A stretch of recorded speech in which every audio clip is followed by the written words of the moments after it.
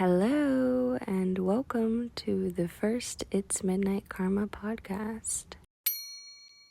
So today I want to have a conversation about energy, frequencies, the ego, and the self, and what happens when we lean into a muddled vibration or a state of disorder from things experienced in our 3D bodies. An attitude which is equal but pulled away from our true conscious light energy. Now, the ego tends to look like fear, pridefulness, judgment, separation, resentment, anger, materialism, contempt, lack, essentially our human shadow. While the self looks like unity, love, peace, forgiveness, gratefulness, humility, joy, awareness, and the like. Now, as we understand the egoic self and the true self, I must say that these low vibrational states are extremely beautiful and crucial to our world because they are the dark contrasts that makes things like love light. These states of being set out a muddled vibration into our vortexes of reality every single day, every moment, creating a negative environment to the most minute level that we are essentially unaware of, not to mention the karmic effect. For example, if we take a look at something like the Great Law from the Hindu and Buddhist belief systems, they say, whatever we put into the universe will come back to us, which essentially is the same thing as Newton's third law, action and reaction, which is that for every action in nature, there is an equal and opposite reaction. If object A exerts a force on object B also exerts an equal and opposite force on object A. In other words, forces result from interactions. So understanding that, we can see that falling into egoic patterns creates an egoic world around you.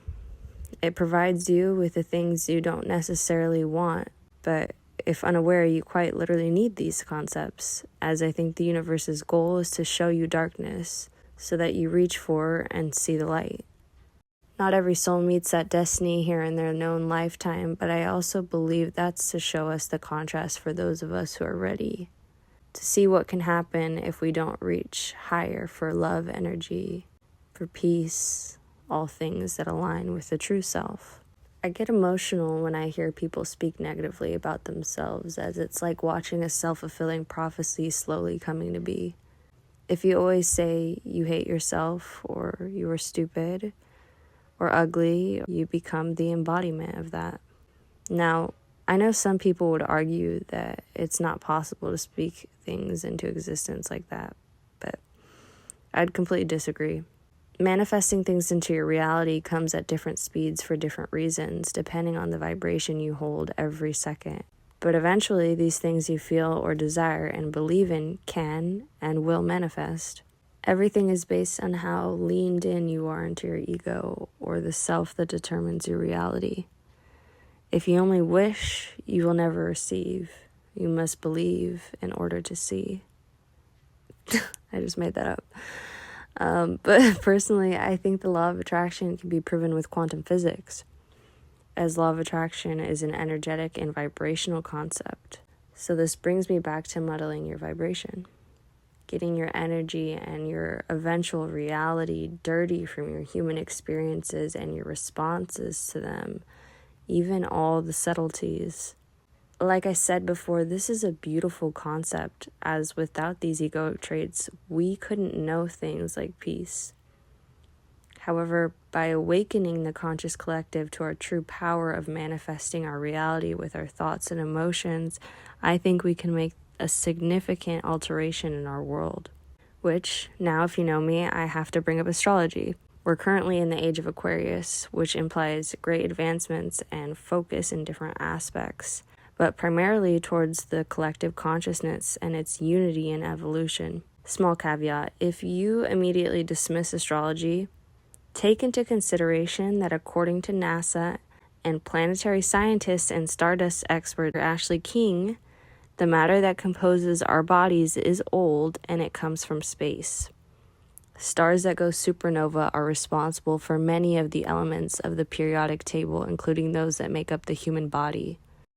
The elements in our body were made in stars and come from several supernovas. Not to mention that true astrology is simply just a pattern of observations and correlations with the sky. Anyways, we are in the age of awakening to our true power, the power of our energetic states of being. So take joy in the way you feel every day, every moment. Do not judge your thoughts, for the darkness that lies within us leads us to the light. Thank you for listening. If you have any comments or suggestions for future topics, feel free to leave them in the comments below. Namaste.